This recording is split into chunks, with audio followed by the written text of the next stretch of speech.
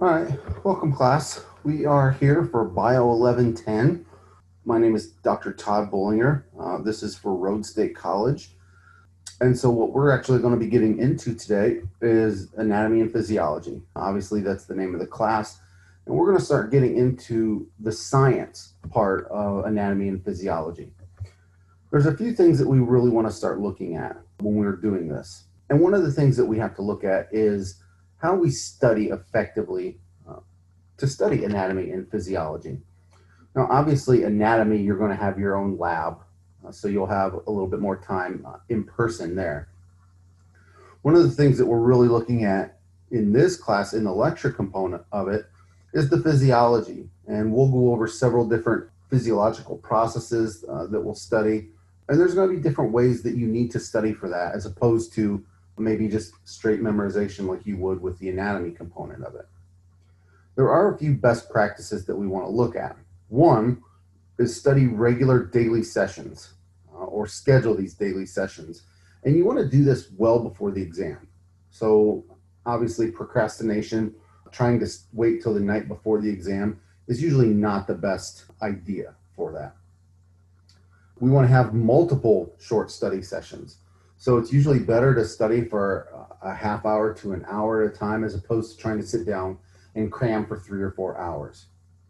You normally want to have as minimal distractions as possible. Now, I understand with this being an online class, a lot of you are going to be doing this from home. And so it's going to be really important that you find some space either in your home and a library where you can basically do this uninterrupted. It allows you to pay attention a little bit better. It allows you to take in information, jot down notes without being distracted by other things. And then we have to utilize active learning methods. And this could be different materials put into tables.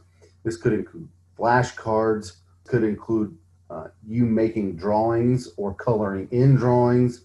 When we look at physiology, it could require flow charts of going from point A to point B. It's really important that you quiz yourself so that you get an idea of what's going on. And this is where the book will come into play. This is where your Connect software will come into play, because there's a lot of additional practice questions and quiz question type things that you can utilize. And it's also important that maybe you can do this with a partner. Okay, so find a study partner that you can utilize. Maybe you get together, maybe you do it in a Zoom session where you can communicate together. Or, I know there's a lot of other Facebook Lives and Skypes and all this stuff that you can use. So those are also tools that you can utilize. Again, study with a partner or group. I know in this type of scenario, it makes it a little more difficult. But again, as far as being in a group, this is where if you wanted to have your own regular Zoom sessions, you have the opportunity to do stuff like that. And then use the textbook resources. Again, we have the Connect software. We got LearnSmart. You should have the opportunity to have an electronic book in there. And so there's a lot of different opportunities within the Connect software that you should be able to utilize. And then obviously, you can always ask me questions, both email or in our Thursday office hour sessions. Or if you feel like you want to do something a little bit more one-on-one, you're always more than welcome to email me and try to schedule something individually. And we can always kind of study that way. So with that said, one of the first things that we have to look at is what is anatomy and physiology? And so we have to compare them together. And so what anatomy does is anatomy studies the form and the structure of the body. This is the things that we typically memorize. You're going to have muscles and they're typically going to be in the same place. Your bones are typically going to be in the same spot. And so we memorize those types of things. Physiology, though, takes a little bit more of an understanding. It's going to examine how the body functions. And so when we put these two together, we find that form and function are interrelated. And so we have to look at the scientific method. And I'm sure most of you have utilized the scientific method before, whether it's inadvertently or whether it was in class for biology or research papers or whatnot. But the scientific method refers to a systematic and rigorous process by which scientists are going to examine the natural events through observation. They're then going to develop some sort of hypothesis for explaining a certain phenomenon or a certain activity or event that they see. They then need to test that experiment, or they test that hypothesis through experimentation by collecting data. And then they determine if the idea or the data supports the hypothesis, or if the hypothesis should be rejected or modified. And so as we do this, we change. So we go through the observation, we come up with an idea, we test it, and if the test confirms it, great. If it doesn't, or if it disproves it, we modify our hypothesis and we test it again. And so when we look at the details of the structure and form, there's a few levels of anatomy and physiology that we're looking at. So if we're looking at anatomy, one of the smallest levels of anatomy that we're looking at is microscopic anatomy. And microscopic anatomy examines the structures that cannot be observed by an unaided eye. We obviously, in this case, are going to need a microscope, which is where we partially get the microscopic anatomy from. Some of the divisions are going to be cytology. Cytology specifically is the study of body cells and their internal environments or internal structures. Histology then is the study of tissues. And so as we take a bunch of cells and we start to put them together, all of similar structure, that kind of develops a type of tissue. We also have gross anatomy, or what we would also call macroscopic anatomy. This investigates the structures visible to the unaided eye, and the specimens are dissected for examination. We have a lot of different divisions of gross anatomy as well. We can look at systemic anatomy, and systemic anatomy really looks at the anatomy of each individual body system. We can look at regional anatomy, so we can look at the structures within a particular body region. Maybe that's just the arm. Maybe it's the anatomy of the arm. Maybe it's the anatomy of the leg. Maybe it's the anatomy of the abdomen. So we have a lot of regional anatomy areas. We can also look at surface anatomy, and this is going to cover the superficial anatomic markings and internal body structures. We also have comparative anatomy, and this actually compares anatomical similarities and differences between different species. Again, it's comparing things like parts of the body in the human to parts of the body in a dog or a cow or a pig or things like that. And then we have embryology. And embryology studies the developmental changes from conception to birth. And so those are different forms of gross anatomy. Now, we also look at different divisions of anatomy when we look at diagnosis or research. And pathologic anatomy is one of those things that we utilize or we look at when we look at diagnosis or disease. And this is going to examine the macroscopic and microscopic anatomic changes resulting from a disease. We see this oftentimes with cancerous patients, where we see this one change, whether it's a development of a tumor, especially if we start to see metastasis. And then we're actually seeing that cancer spread, and we get a chance pathologically to look at how that cancer has affected a particular region, or how it's spread and how it's affected other body regions. We also have radiographic anatomy. This is also used in diagnosis and research, and it investigates the internal structures that we visualize with our scanning procedures, whether that be MRI or CT. So what do we look at when we look at physiology? Well, physiology specifically details the function then of those body structures. So anatomy is just the structure itself, but physiology then is how those structures actually work. And this focuses on both the molecular and the cellular level. And you'll see here that we have multiple different subdisciplines of physiology.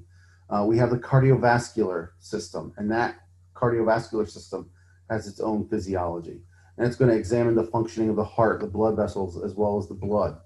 We have neurophysiology, and this is how we look at the function of both the brain and the nerves in the rest of the body. So this is really the nervous system organs. We have respiratory physiology, and this explores the functions of the respiratory system, which is going to include your lungs, your trachea, bronchioles. We also have the reproductive physiology, and this obviously investigates the functioning of the reproductive hormones and the reproductive cycle. And then we have pathophysiology. Pathophysiology focuses on the function of a body system during disease or injury to the system. Now, again, these are just a handful. We also have numerous different ones. Things like renal physiology, how your renal system works. So, again, this isn't an exhaustive list. Now, when we look at foreman physiology, then, now we look at how these things are integrated. So we have the form, which is the anatomy, and we have function, which is physiology. And these two structures are interrelated because you can't really look at one without considering the other. It integrates these disciplines, or integrating these disciplines is the easiest way to learn about both, because both disciplines must use information from the other field. So when we look at anatomy and the physiology, we're looking at how form follows function. So what we're looking at is how anatomical structures are designed to perform their specific function. Without a thorough knowledge of the anatomy structures, a physiologist cannot truly understand the structure's function. So what we mean by that is we start to look at how the anatomy actually correlates to physiology. So let's look at a few properties that are common to all organisms. One, we have organization. And with organization, we have a situation where all organisms exhibit a complex structure and order. And this starts all the way down from the very smallest cell up to the complete organism. All organisms also have to undergo metabolism. And metabolism is the sum of all the chemical reactions that occur within the body. We have anabolism, which is where smaller molecules are joined together and we make larger molecules, so we're actually creating things. We have catabolism then, which is where larger molecules are broken down and we break them into smaller ones that can be used in different ways throughout the rest of the body. We also have growth and development. And growth and development is not only just growth of the human body, but it's also growth of different organs. So organisms are going to assimilate materials from the environment and they're going to grow and develop. We have to have a responsiveness. And this responsiveness is the ability to sense and react to stimuli. From a human perspective, one of the biggest things is being able to see things and respond to it, or hear things and respond to them. Smaller organisms, even single-celled organisms, do the same thing. They may not see things or hear things, but they certainly can sense things, or in some cases feel things based on having their cell membrane touched or manipulated, and you're still going to react, or they're still going to react to that stimuli. We also have what we consider regulation. And regulation is the body's ability to adjust to internal body functions to accommodate the environmental changes. Again, this is both internal environment changes and external environmental changes. And homeostasis is the ability of the body to maintain a very specific structure and function. And that's trying to maintain certain levels. If, for example, body temperature, we're really trying to maintain a certain body temperature throughout the body, or in the case of your bloodstream, maintain a very stable pH. Living things also need to be able to reproduce. This is obviously reproduction of the entire body, of the entire organism, but also we have to be able to reproduce new cells. And those cells are utilized for growth, maintenance, and repair. And then obviously, again, then with our sex cells, we can actually develop into new organisms. Now, as we start to look at the organism, we look at the organization levels. We start with the simplest and move to the most complex. So we look at the chemical level. And the chemical level really is going to be our atoms and our molecules. This is where we get into the chemistry component of our class, and that'll be mostly in chapter 2. We also have the cellular level, and this is where we talk about cells and their structure. And cells are the smallest living unit, or the basic unit of life. We have the tissue level, which is where we take a bunch of cells that have a very similar function and put them together. And this allows that tissue then to perform a very common function. All these tissues then, we may have different tissues that come together, and they're actually going to be able to form an organ. And that organ then, as we add multiple organs together, we're actually going to see a situation where we now are forming an organ system. And as we put organ systems together, they're all going to function together to create an organism. Now, this graphic may be a little hard to see, so this is where your book is going to come into play. Most of these figures, I'm pretty sure, are accurate as far as the figure numbers that'll be listed there. So if you look at figure 1, 2 in your book, you should be able to get a better image of this. Or you may be able to increase the size on your computer screen. I'm not entirely sure. But anyway, this is what we look at when we kind of look at this flow chart or this flowing arrow here. We start all the way over here where we have our atoms and our molecules. So here we have our atoms and our molecules. And again, these are the chemistry components. So these are going to be your elements that we typically see on the periodic table. And they form together to create molecules that are bigger, obviously, than themselves.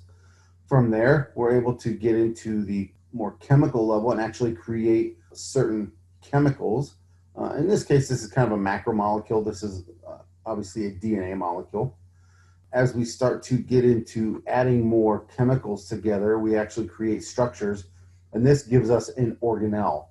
And organelles are basically the very small organs of a cell, which then leads us to our first real level, or our second real level, aside from the chemical level, and that gives us the cellular level. So when we take different cells and add them together, we get a tissue. And this tissue here is basically, again, a bunch of similarly functioning cells all put together to perform a larger function. When we take multiple tissues, we all actually get to a situation where we've created an organ. And in this case, we have two organs. We have the small intestine and the large intestine through here. And then when we take multiple organs, then we actually create the organ system.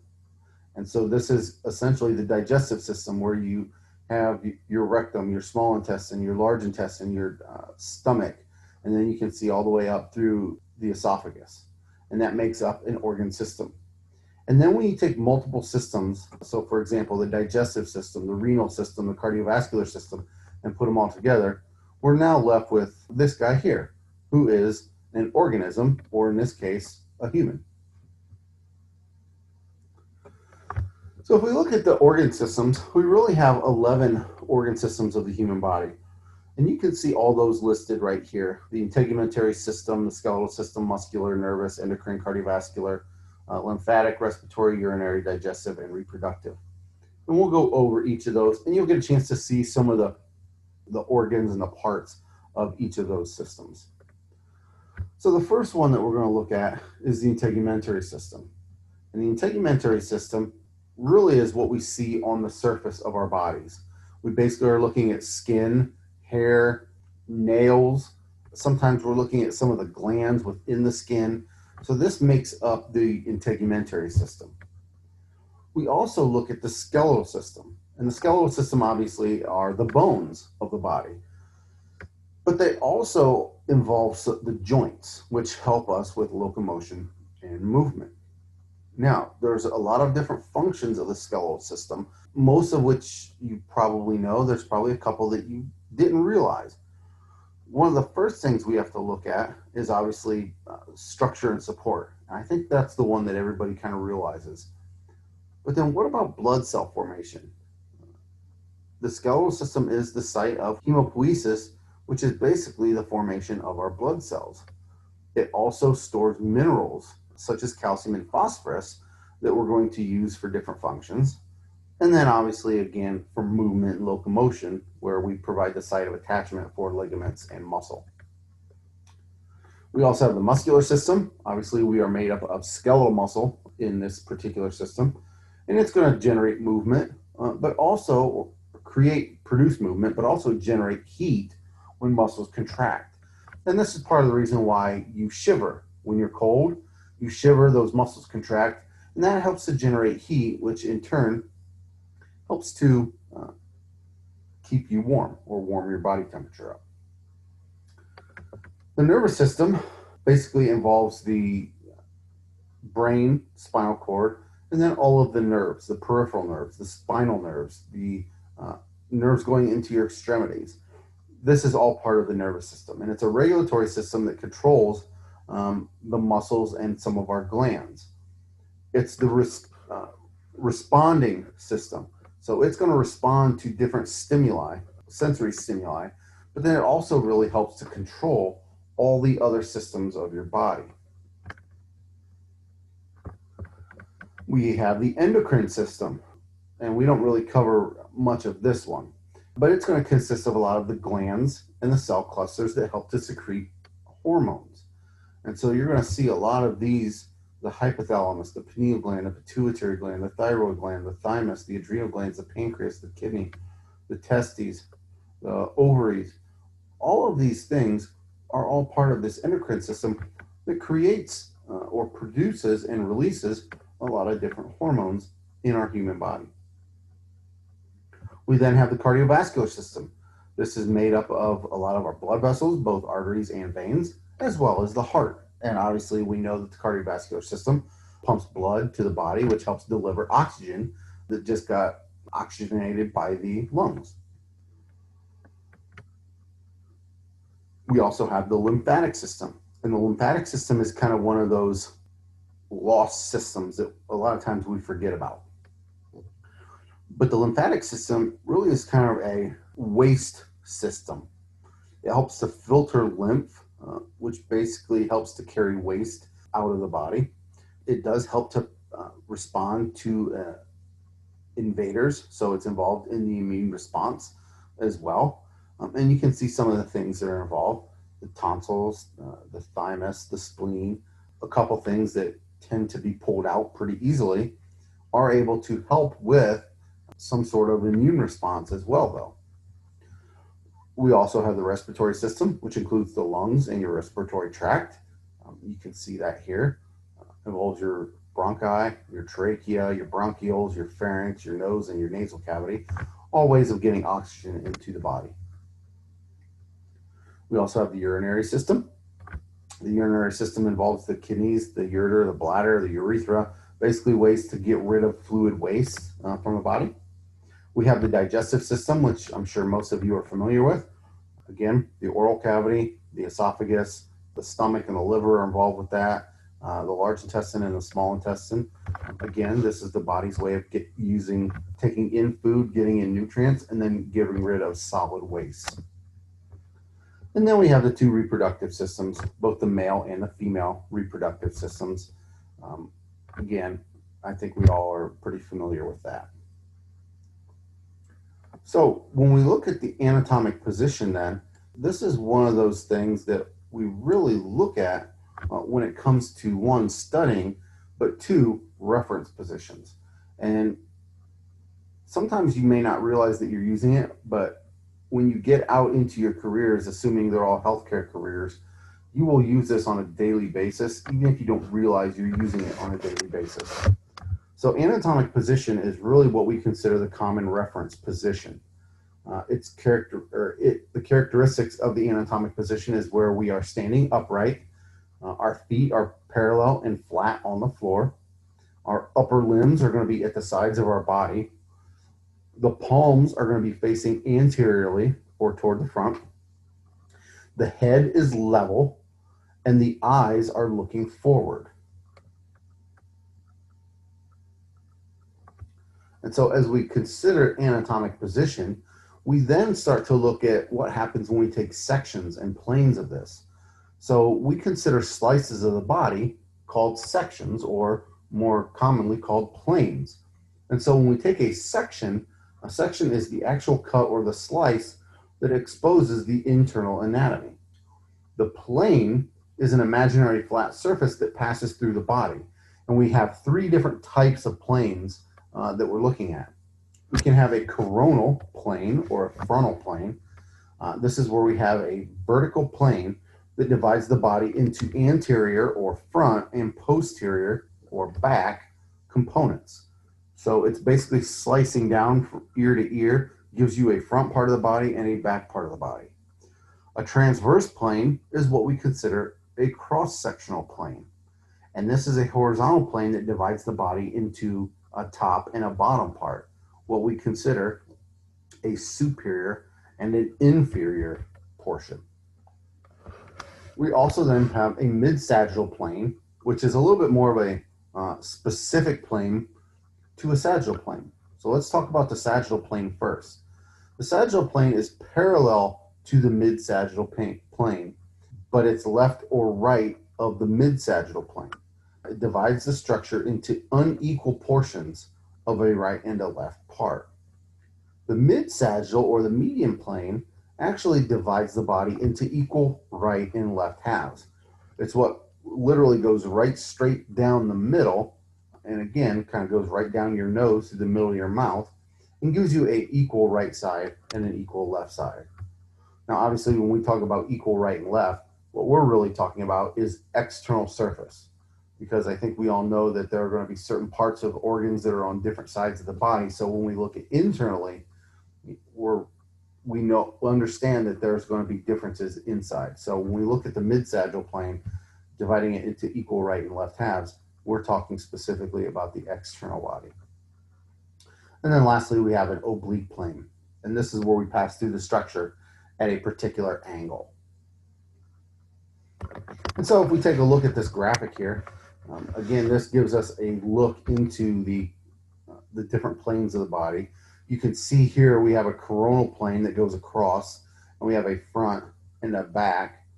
Here we have our sagittal plane. In particular, this is our mid-sagittal plane, where we're going straight down the middle of the body, dividing it into an equal right and left side. And then we have this transverse or this cross-sectional anatomy. And so you can look at some of the imaging down here at the bottom of the screen, and you can see the different images of these different MRIs here. If we're looking at the brain, you can see what a transverse section looks like. Basically, we've moved this level up, and we're really going straight across here at the eyes. So you can see both the eyeballs there, and you can see where that cut is next to it. If we look at the mid-sagittal, again, we took that cut right down the center, and now we're looking basically straight into the brain at the middle point. And then here's our coronal section. And again, looking at this skull here, you can see where in particular that cut is taken. And so again, right at the front of the eyeballs or close to the eyeballs, you can see the eye sockets and where they sit in. So if we look at the sections then from a three-dimensional structure, you get a chance to kind of see what the differences are, I should say, from some of these images, and what they look like when we're taking different planes, really of the same organ, just at different locations. And so you can spend some time looking at that if you choose to. So as we get into anatomy, or the starting of anatomy, we have to look at a few terms that help to describe relative positions. And these are often presented in opposing pairs. So for example, we have anterior and posterior, we have dorsal and ventral, and we have proximal and distal. And we'll talk about what those are. So anterior means to the front side of the body. Posterior means to the back side of the body. Interestingly enough, if we look at dorsal and ventral really mean about the same thing as anterior and posterior.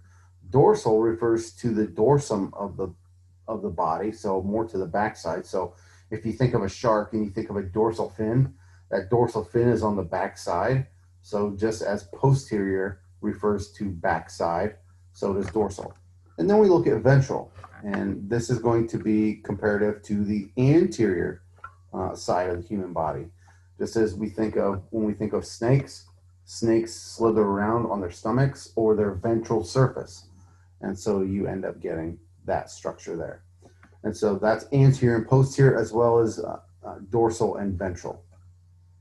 We also have superior and inferior. Superior is going to be more to the surface or more to the upper portion of the body. Inferior is going to be more to the lower portion of the body. We have medial and lateral. Medial is going to be more to the midline. Lateral is going to be more outward. And then proximal and distal are really comparative terms. Proximal means closer to the point of origin, which means proximal is going to be in this direction in the leg, this direction in the arm. Again, closer to the point of origin, which would be the shoulder and the hip.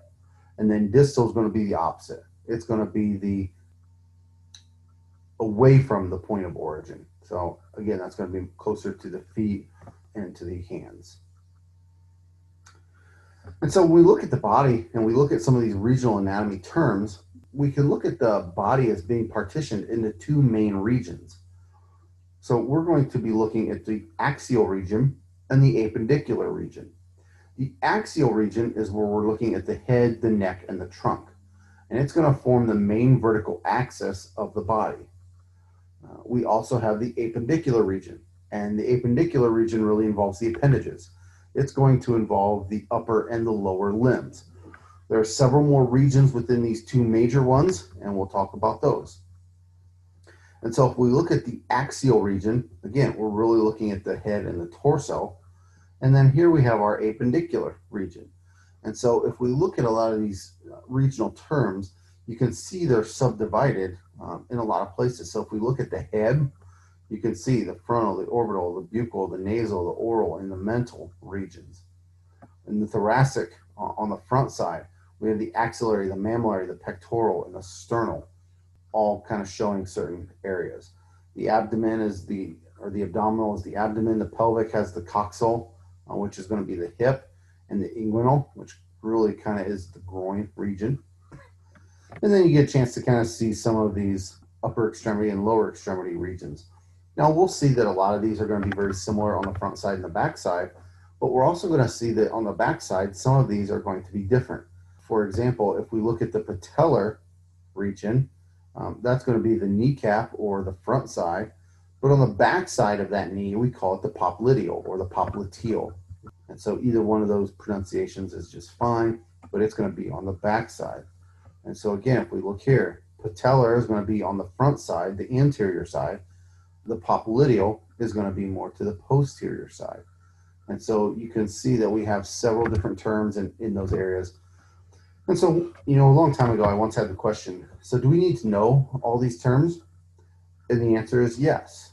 These are typically the terms that you're going to talk about or reference, especially in medical records. You'll see these and you do need to understand what they are when you're reading them. So yes, we do need to know what a lot of these regional terms are.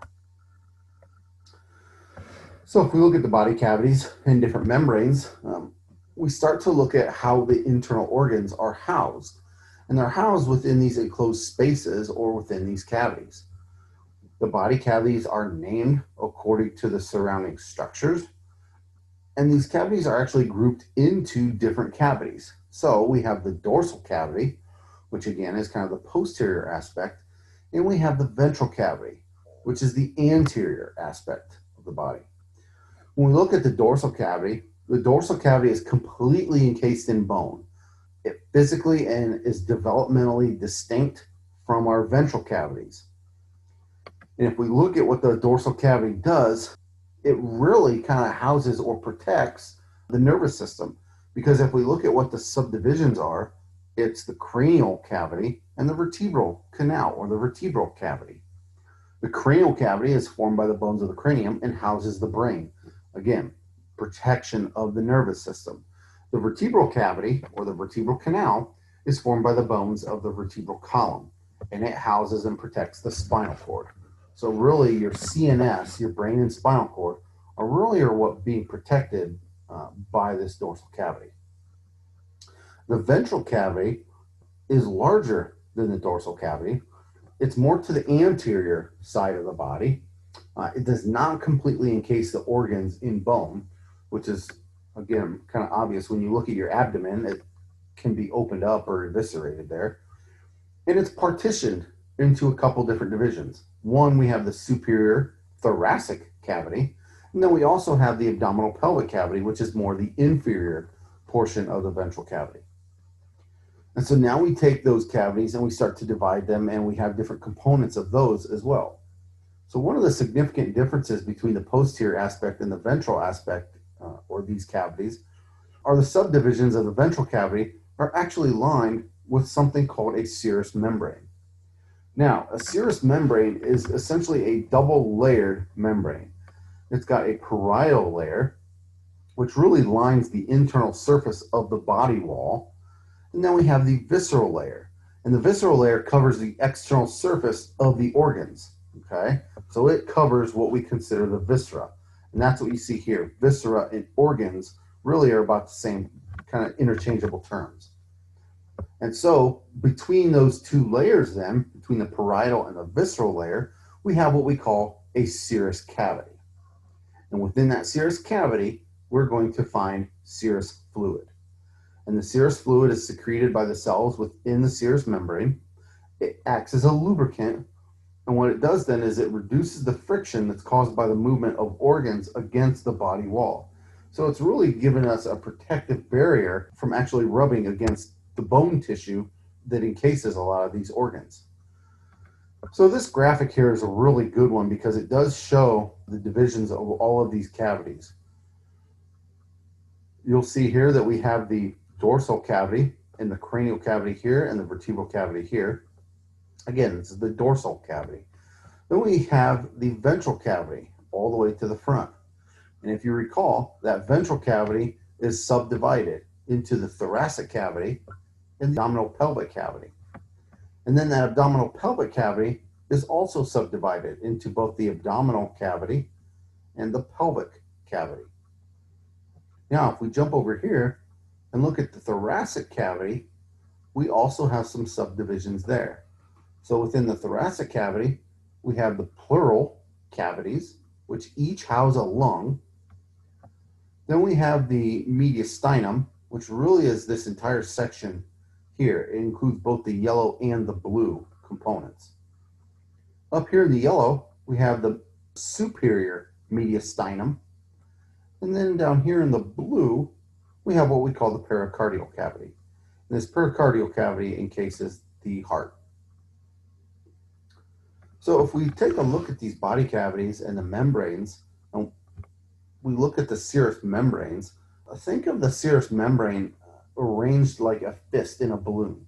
So if you take a balloon that doesn't have a whole lot of air in it, and you put your fist into it, you'll notice that there's a part of the balloon that actually covers your hand.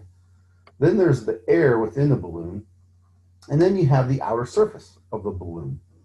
And so that outer balloon wall is really comparable to the parietal serous membrane. It covers the cavity or the area outside of the organ. The air is going to be comparable to the serous cavity and as well as the serous fluid. And then the inner balloon layer that's going to be right on your hand is going to be comparable to the visceral serous membrane. So if we continue looking at some of those, we kind of subdivided the thoracic cavity already. We have the mediastinum, which is the space in the thoracic cavity. It's going to contain the heart, the thymus, the esophagus, the trachea, and major blood vessels that connect to the heart. But again, that mediastinum is subdivided. It's subdivided into that superior mediastinum and then into the pericardium, okay, or the pericardial cavity. The pericardium itself is a two-layered serous membrane. You have the parietal pericardium, which is the outer layer, and it forms the sac around the heart. You have the visceral pericardium, which is the part of the pericardium that's directly on top of the heart or touching the heart. And then you have that pericardial cavity. And that pericardial cavity is going to be that space between the parietal and the visceral layers of that serous fluid. We also have a pleura. The pleura is also a two-layered serous membrane, and this one's associated with the lungs. And it basically follows the same pattern as what our pericardium did. We have the parietal pleura. It's the outer layer that lines the internal surface of the thoracic wall. We have the visceral pleura. It lines the internal layer of the lungs, or covers the external surface of the lungs. And then we have the pleural cavity. And that's going to be the space between the parietal and the visceral layers, again, containing our serous fluid. And so you get a chance to see both of these. You get a chance to see both the parietal pericardium and the visceral pericardium. Again, the space in between it is the pericardial cavity with fluid, serous fluid in between it. And then the same thing holds true here for the pleural. and that is the parietal pleura, the visceral pleura, and then again, the serous fluid. We did talk about the abdominal cavity and the pelvic cavity a little bit as far as being subdivided into the abdominal pelvic cavities or subdivisions of that cavity. If we look at the abdominal cavity, it's going to be the superior area. It's going to contain most of the digestive organs, so things like our kidneys, most of the ureters. It's going to contain, if we look at the pelvic cavity, it's going to be more the inferior area, and it's going to be the area between the hip bones or the pelvic bones. And it's going to contain the distal part of the large intestine, the remainder of the ureters, and the urinary bladder, as well as the internal reproductive organs. We do have what we call a peritoneum, and the peritoneum is, again, a two-layered serous membrane that lines the abdominal pelvic cavity. You'll see that we have the parietal peritoneum, which is the outer layer, and it lines the internal walls of the abdominal pelvic cavity. And then we have the visceral peritoneum, and it's the inner layer, and it's going to cover the external surface of most of the abdominal and pelvic cavities, the abdominal and pelvic organs. We also then have the peritoneal cavity, and that peritoneal cavity is that potential space in between the two layers. So again, when we look at the pericardium, the pleura, and the peritoneum, all of these are double-layered serous membranes. They have a parietal component and a visceral component. The parietal component covers the cavity or lines the cavity. The visceral component lines the organ. And then we have the cavity in between them. And the cavities are going to be lined or contain serous fluid or containing serous fluid. Again, this gives us a chance to kind of see what the peritoneum really looks like. And that it really stretches almost the entire abdominal pelvic cavity. And so you can see how it kind of gets in there and wraps around each individual organ. Again, we're looking at it from a side view, and so you get a chance to see how these hollow organs really are arranged from the large intestine to the small intestine, all the way down to the rectum. So now as we look at the abdominal pelvic regions, we're really looking at different compartments. And so when we look at it from an anatomical perspective and how anatomists look at this with 9 different regions, okay, or 9 different compartments. We have the umbilical region, the epigastric region, and the hypogastric region for starters. The umbilical region is going to be the middle region named for the umbilicus that lies in its center. The epigastric is superior to the umbilical, and the hypogastric region is inferior to the umbilical. And so we basically just run this center section right down the middle. We also then have the right and left hypogastric regions, the right and left lumbar regions, and the right and left iliac regions. So you can kind of get a chance to look at those and how we really go about looking at that from an anatomical and an anatomist perspective. But now, when we look at it from a different perspective, this is typically what we look at for medical personnel. Medical personnel, you go to the ER, we're not talking about the right iliac region. We're typically going to refer to the right lower quadrant. And so medical personnel typically refer to the quadrants of the abdominal pelvic region. And we have a right upper quadrant, a left upper quadrant, a right lower quadrant, and a left lower quadrant. Obviously, one of the most common is going to be this right lower quadrant, mainly because of the appendix. So we touched on homeostasis already, and homeostasis is the ability of an organism to maintain a consistent internal environment in response to changing internal or external conditions. And so we're constantly responding. And so when we look at a homeostatic system, there are 3 components of this system. We have a receptor, a control center, and what we call an effector. So the receptor is what's going to detect the change in a variable. We typically see, for example, a change in temperature in the skin. So the stimulus is going to be a change in temperature. The receptor is going to be the thermal receptors that detect that change in the skin tissue. Those receptors then take a signal and send it all the way up to the brain. And that brain is typically going to be what we refer to as our control center. And so what the control center does is it interprets the information the receptor just sent us, and it processes that, and then it decides on how we want to change or initiate a change through the effector. And that effector can be provided by a nervous response or an endocrine response. When we look at a nervous response, it can actually give us a quicker response. So think of how fast how fast it takes for our bodies or our brains to tell a muscle to contract. That's a nervous response. We also look at it as the regulation of blood pressure upon rising, so that can also be a nervous response. But we also look at an endocrine response. And an endocrine response is typically more sustained because an endocrine response releases hormones. And hormones typically stay in the bloodstream significantly longer. Whereas the nervous system, it sends a signal and stops it. And so we get a quicker response that way, but we also get a quicker stopping. The endocrine response typically is a little bit longer to respond, but also stays active a little bit longer. And then the effector is the structure that actually brings about the change to alter the stimulus. So this could be skeletal muscle, smooth muscle.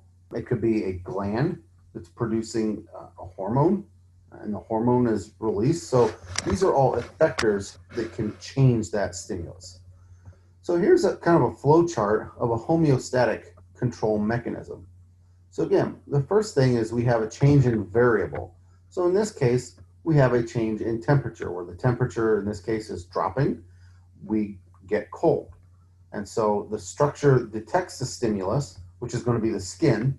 The skin sends a signal through the thermal receptors up to the brain.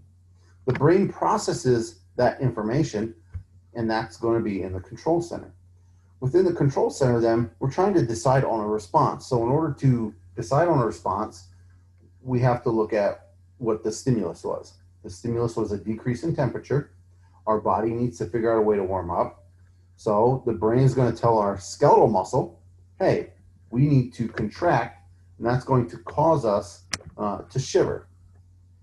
So one thing that we need to look at, and I'm going to try to type a few things in here for us. The stimulus here is sending a signal, or the receptor is sending a signal to the control center. That is moving along the afferent pathway. So this is something that we're going to want to know. Sending a signal from the body to the brain travels along the afferent pathway. Taking the control center and sending a signal back out to the effector is therefore then moving along the efferent pathway. Again, these are going to be two terms right here, afferent and efferent, that we really want to make sure that we know, okay, and have a good understanding. Afferent typically is going to refer to sensory. Efferent is typically going to refer to motor, okay? So sensory coming in, motor goes out. And so one of the things we look at then is negative feedback. And negative feedback controls most processes in the body. We're going to have variable fluctuations that occur within a normal range around a set point, but it's our body's responsibility to try to maintain that set point. And so this results, or the resulting action then, is in the opposite direction of the stimulus. So again, we talked about temperature regulation. As the temperature goes down, the body causes a response that causes the body temperature to go back up. Once it reaches the set point, it stops. And so that's what we consider negative feedback, a situation where it causes the stimulus to actually stop. Positive feedback, on the other hand, occurs much less frequently than negative feedback. In this case, the stimulus actually reinforces or is reinforced to continue moving a variable in the same direction until we finally reach essentially a climactic event, and then the body returns to homeostasis. So a great example of this is both blood clotting and labor. Labor, we have hormones that start to cause contractions, and those contractions begin to get closer and closer and more intense and more intense. And essentially, they're trying to push the baby out of the birth canal until finally the baby is removed, and all of a sudden, that's when the contractions begin to slow down, and then eventually stop. This is where we're getting a positive feedback cycle, making them stronger or more intense, and then we hit the climactic event. The same thing occurs with blood clotting. You have a tear in a vessel, you get the blood clot. The climactic event there is actually going to be the release of the blood clot. So here's just kind of a flow chart of our positive feedback cycle. We have the stimulus. This is for breastfeeding. Baby suckles the breast. The receptor detects the sensation in the skin of the suckling. The control center is the brain and the hypothalamus. Causes oxytocin to be released, which causes the breast to both stimulate to create and eject breast milk. And so the baby continues to feed. And again, that's kind of a positive feedback cycle. And so this one of these last few slides here allows us to look at homeostasis, health, and disease. So if we look at a summary of the homeostatic system characteristics, we look at homeostasis being very dynamic. We have this up and down. The control center is generally the nervous system, or it can be part of the endocrine system. We do have the three components: the receptor, the control center, and the effector. Most of the time, again, it's regulated through negative feedback.